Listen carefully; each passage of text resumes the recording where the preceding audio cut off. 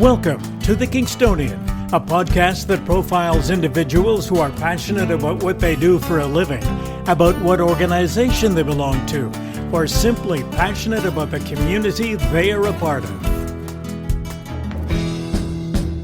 Hello there, and welcome. My name is Dave Cunningham. Most Canadians are familiar with Vimy and Passchendaele, both battles fought during World War I. There is another significant event that took place between those two that you may not know about, the Battle for Hill 70. Our guest is here to explain his passion for spreading the word about this battle and why. Here's our conversation with Mark Hutchings. Mark, welcome to the program. Dave, thank you for inviting me. We are going to talk about Hill 70. And in a lot of the literature I was reading, it refers to Hill 70 as one of those forgotten battles. And I guess we should start off by talking about Hill 70 and its importance to Canada, to Canadian forces. And this is a battle that was fought during World War I. Exactly. So what can you tell us about Hill 70? Well, as you say, people in Canada, most teachers, most students of history even, had forgotten about Hill 70. I think I can safely say I didn't know anything about Hill 70. I was invited to go to it in 2007.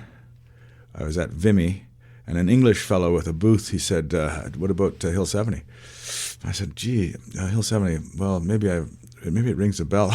But I think I can be forgiven because I was in the Army, and both regiments that I was in didn't have Hill 70 as a battle honor. It's not in the regimental history. They were cavalry regiments, and cavalry was not at Hill 70. So, however, another alumnus of here, General John de Chastelain, who is a history major and a graduate of RMC in history, I think, said, Hill 70, no, I'm afraid I don't know anything about it. He was the chief of the defense staff. So that just goes to show you how out of mind it was in this country. Mm-hmm. And in his defense, he did an awful lot of work on the Hill 70 project when he did find out how important it was to Canada. Now, about 3 years ago, I had a guest on my program who, I think it was a PhD student at Queen's, and we were talking about Vimy. So it was around, I think it was 2017, around the 100th anniversary of the Vimy battle. And we did talk very briefly about Hill 70, and it seems that that's probably the way it was until you and your team decided to bring it more forward into our consciousness. Yeah, and you know, the reason we did it is it affects everyone this way. Mm-hmm. You find out about the battle. You find out how it helped create Canada as a modern nation. And then you find out that we had about 9,000 casualties there, 1,870 of them killed. Mm-hmm. And I did a tour of the battlefield with that fellow, Peter Last, and thanked him very much and looked at the cemetery. And those Commonwealth War Grave cemeteries, boy, they're very emotional places. They're so beautiful. They're so perfectly maintained and so stark, all those young men in there. So my family and I left that cemetery, and I thought in my mind, well, it's a hill, right? Hill 70. It's got to be up this hill. So we drove the car up the hill and stopped on the highest piece of ground. And suddenly Peter raps on my window. He said, what are you doing? I said, well, is this Hill 70? He said, yes, it is. I said, where's the monument? He said, exactly. Mm-hmm. Where is the monument? And that he set the hook right there. You know, a challenge from an Englishman to a Canadian. I thought, well, we're going to have to put a monument up. It's obvious. And so the task began. That's when the hook was set.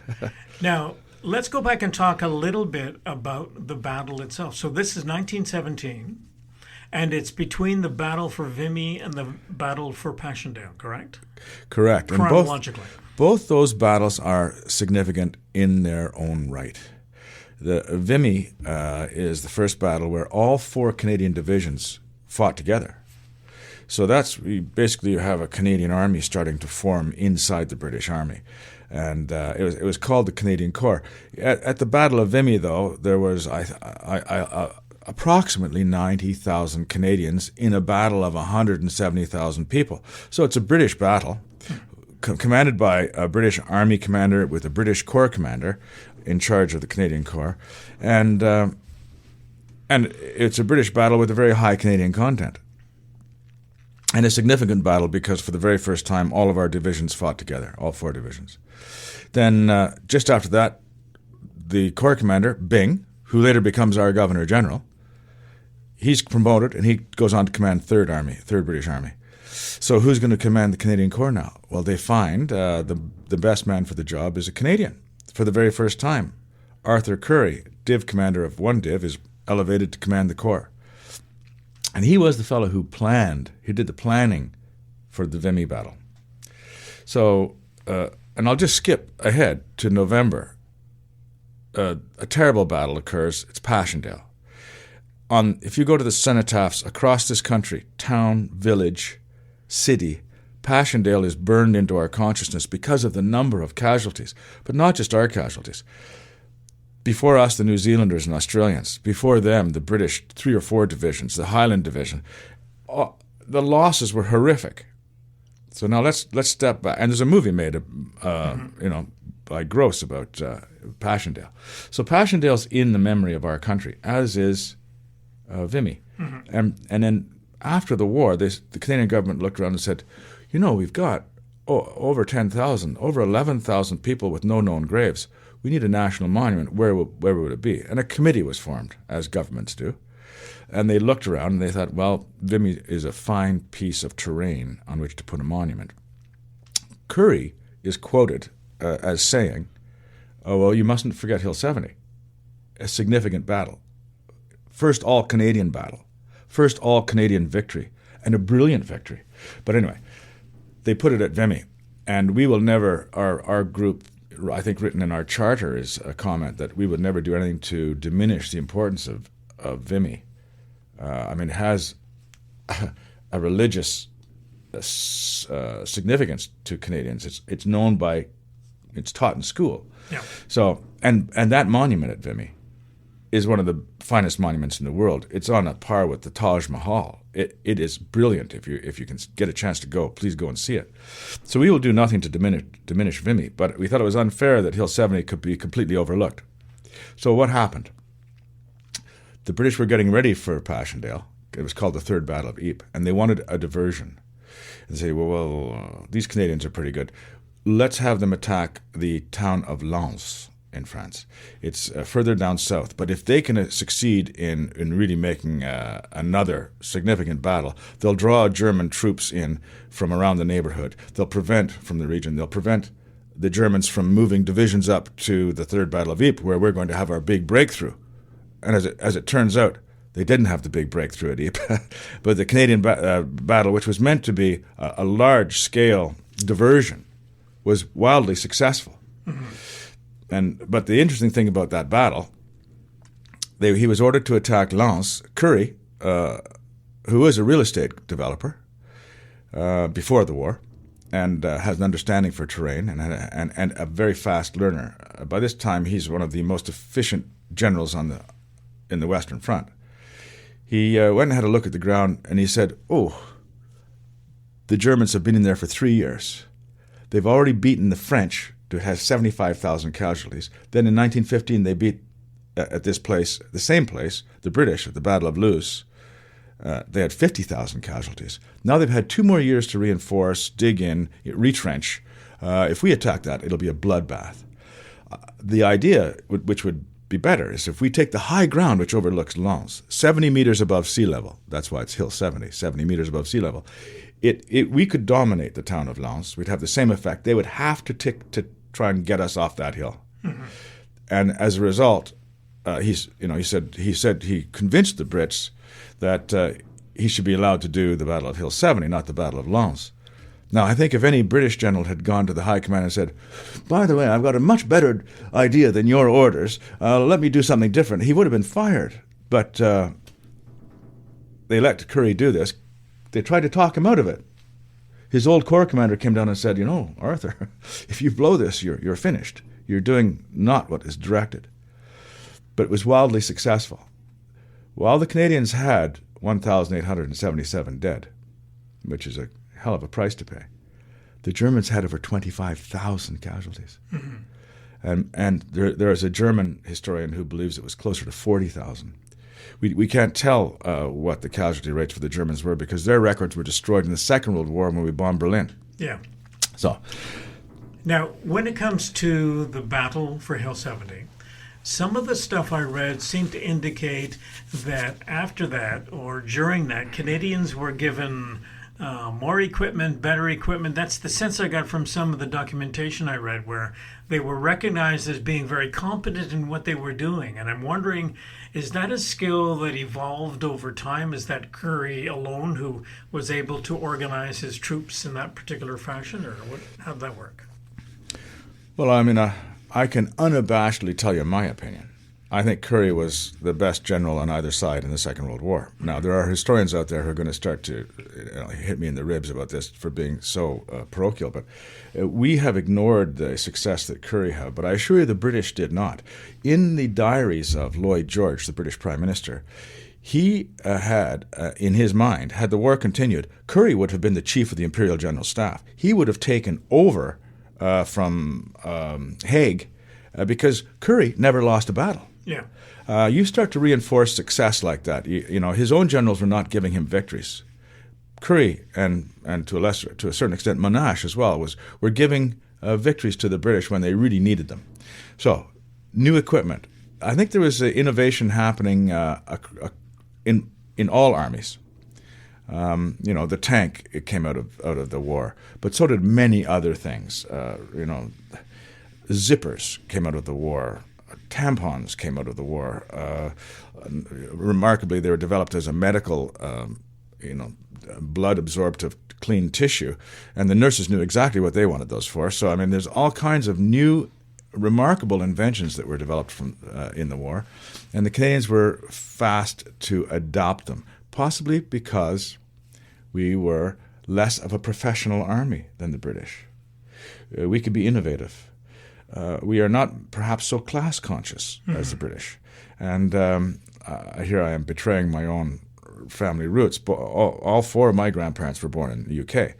45% of the Canadian Corps, by the way, was born in the UK, signed up and went back to France to fight. You know, so innovation, absolutely. We had it in spades at the Canadian Battle of Hill 70. We had Canadian fighters, part of the Royal Flying Corps, but our fighter squadrons were full of Canadians who were using wireless technology to identify German troop movements. They could report it to the ground, and the artillery had already coordinated, and that was another innovative thing. They were using sound ranging. They were using counter-battery fire. Not that there weren't some British corps doing just as well, but they put it all together, and it was devastating to the Germans. And this is World War I we're talking about, not World War II. Yes. All these innovations. Yeah. The political side of all of this. So there is the military coming together, if you will, of these 4 Canadian divisions under a Canadian commander. Yes. But there's also a political component to this, and that's some of the stuff that was going on back home with the Prime Minister, Robert Borden at the time, and his desire to have a chair at the table for Canada as opposed to sitting behind Britain, correct? You know, I'm not sure it started out that way, but it certainly ended up that way. We didn't actually declare war in 1914. The British had responsibility for foreign affairs and defense for Canada. We were, a Dominion government, but the British had responsibility for those two aspects. So when war was declared by Britain, Canada was at war. In fact, at the beginning, Purley, who was our High Commissioner in London, was not actually allowed to read correspondence that was going between the Canadian Corps in the field and the Canadian government in Ottawa. Like our High Commissioner, no, that's not your job. Now, by the end of the war, that had changed completely. First off, we became more and more responsible for our own logistics. Our Canadian Corps had many more trucks, like 40% more trucks than a British Army, several times bigger. We had more, horseless transport, motorized transport. Yeah. We had machine guns. The necessity of using machine guns became obvious, and we actually had the world's first motor machine gun brigade, very innovative. And so we were providing these things and the British actually said, well, why do you want so many machine guns? Well, it's a war winner. Mm-hmm. And there's the same thing, in lockstep with this, political developments were occurring, where if you want the Canadian Army to do this, the Canadian government will have a say in it. Like we're never going to split our troops up again and allow them to be fed in piecemeal as reinforcements to other organizations. Our corps was kept together. And as a result, after Hill 70, a hard case, very successfully done, it was treated by the British as a national army.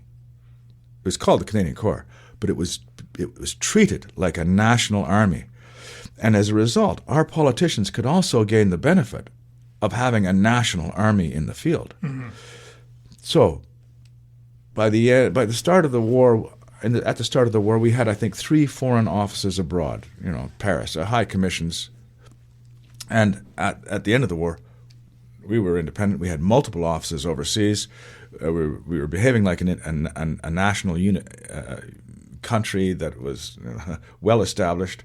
And in fact, when Lloyd George had to go back to England for domestic issues and leave the Versailles Peace Treaty, not only did Canada have its own independent seat at the Versailles Treaty talks, but Borden was asked to sit in for the Prime Minister of Great Britain. Not to represent Great Britain, but to represent the British Empire. For a Canadian Prime Minister to have that, it's a wonderful honor. Mm-hmm. Oh, yeah. To represent a quarter of the Earth's surface. We are going to move from discussing the military aspect and what went on back in 1917 to your conversation on the top of the hill when you saw that there was no monument and the British fellow basically was encouraging you to do something about it. So my understanding is that you took that bull by the horns and began the process of developing a monument for Hill 70. Tell us how that started to generate. Well, it immediately started that night when my brother and I sat down to a beer, and with our cousins Mary Lou and Jim, and John and I sat and thought about what might be done.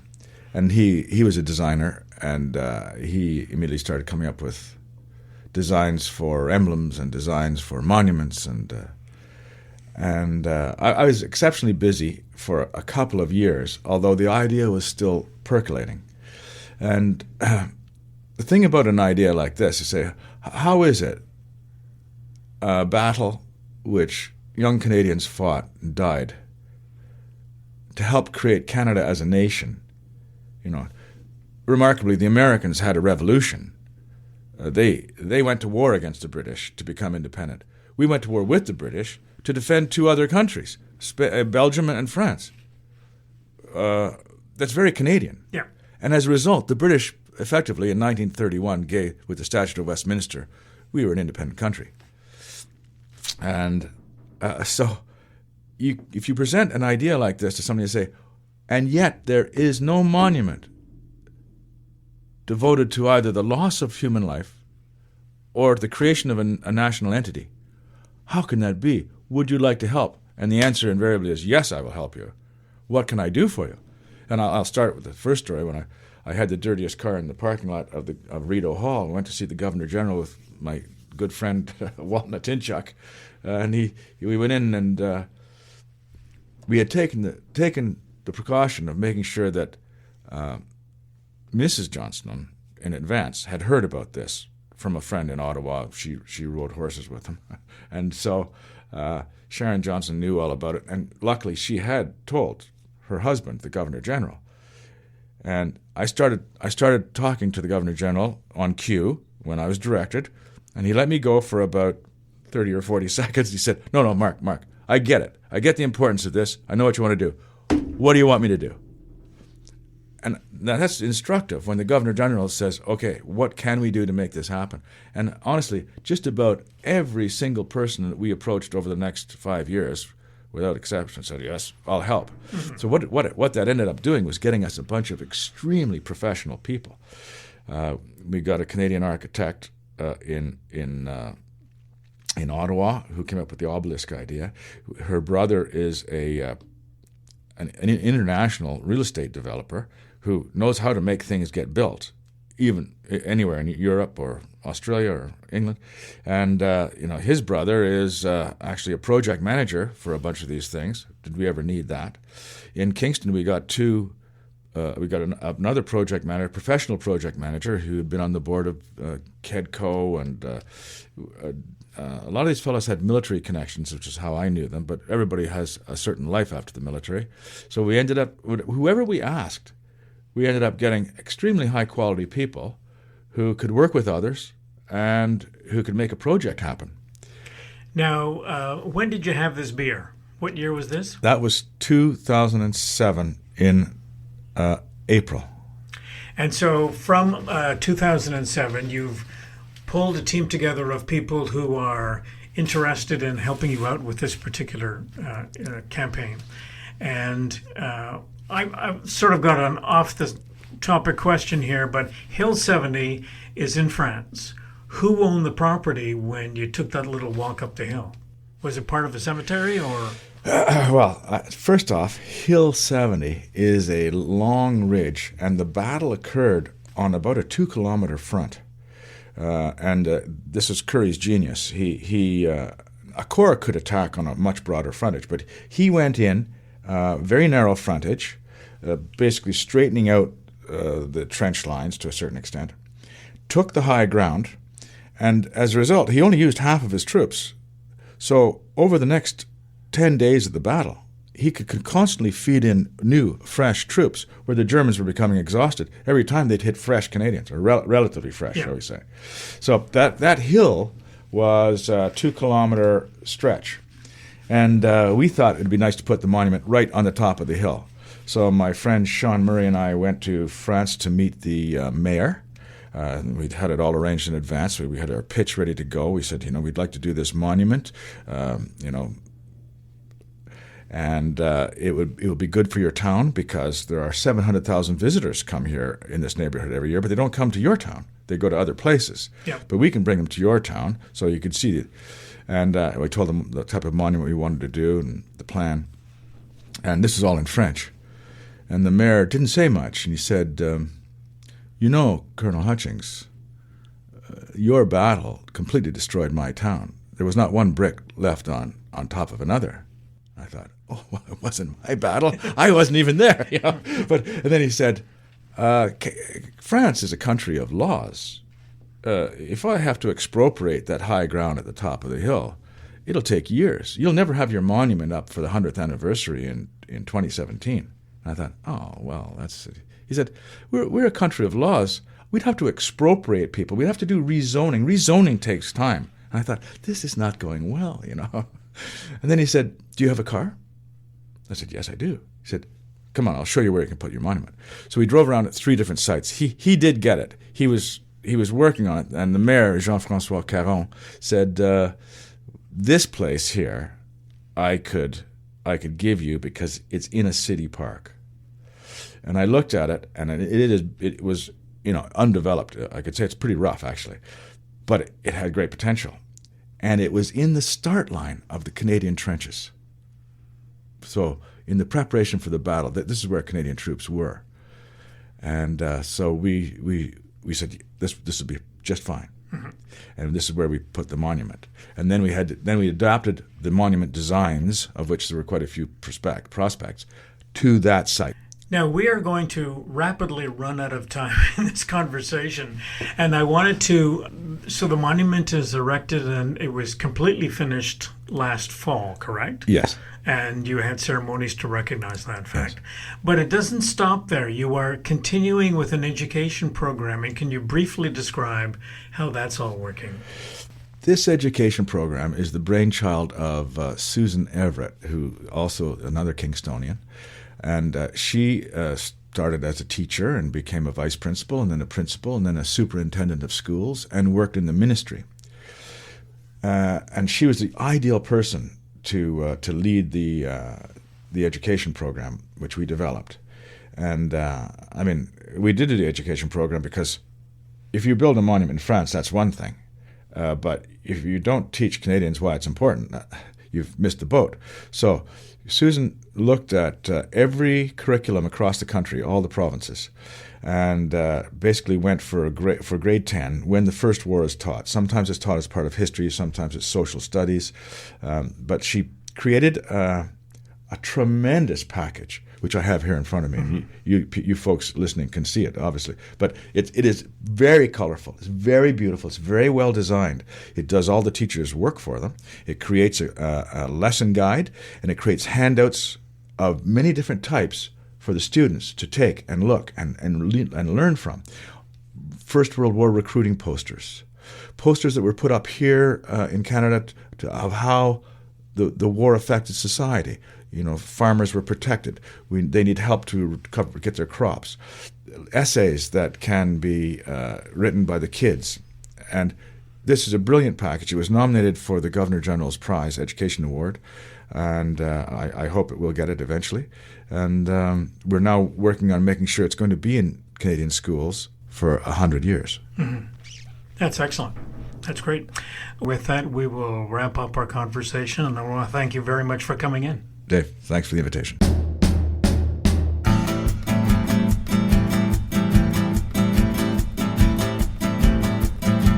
Theme music for the program is Stasis Oasis, a tune written and performed by Kingston musician Tim Aylesworth. If you have any questions, comments, or suggestions about any of our episodes, please send a note to the Kingstonian Podcast Facebook page. This is Dave Cunningham from Kingston, Ontario. Thank you for listening. Until next time.